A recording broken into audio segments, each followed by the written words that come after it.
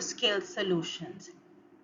Today we are going to discuss about counseling. Introduction to counseling. Counseling is a relationship in which one person endeavors to help another understand and solve his or her problems. The individual's problem could be either work-related or personal. Counseling is a two-way affair involving both counselor and counselee. Counseling is a dynamic and purposeful relationship between two people in which procedures vary with the nature of the client's need, but in which there is always mutual participation in the counselor and the client, with the focus upon self-clarification and self-determination by the client. The process is one of helping employees recognize their feelings about issues, define personal problems accurately, find solutions, or learn to live with a solution. The following doesn't come under the scope of counseling: advising done by the counselor, psychotherapy, treatment of severe mental illnesses, solving all life's problems. Counseling skills can be developed by any person. Counseling skills. There are several counseling skills: active listening and empathy, respect, genuineness or sincerity, tolerance, self-knowledge, strength and balance, and direction. The need for workplace counseling.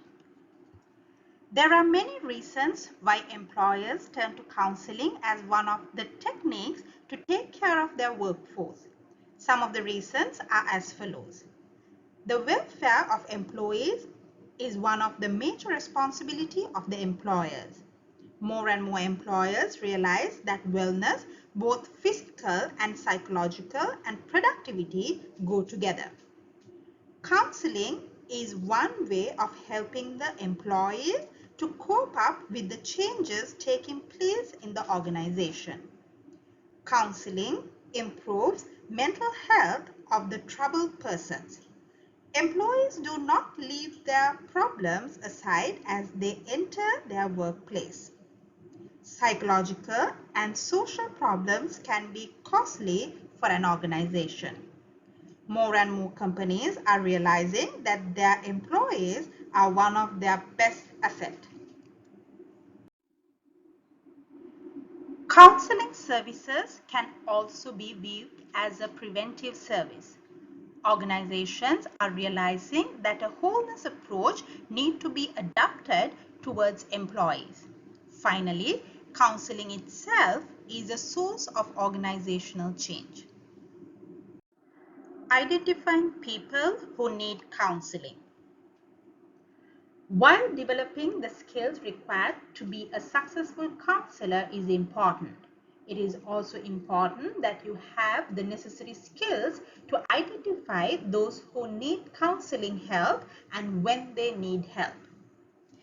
They need help when they are not solving problems that they can solve on their own, when misunderstandings and negative perceptions, when their behavior has changed noticeably, when they seem unaware of the consequences of their behavior, when performance problem arises, when they are not responding to usual motivators, when their behavior is self-defeating or self-destructive, when they are unusually troubled, tense, or anxious.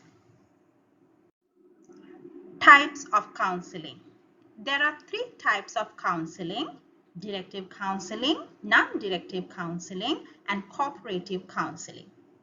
In directive counseling, the counselor hears the employee's emotional problem, decides what the employee should do, and then tells and motivates him to do it.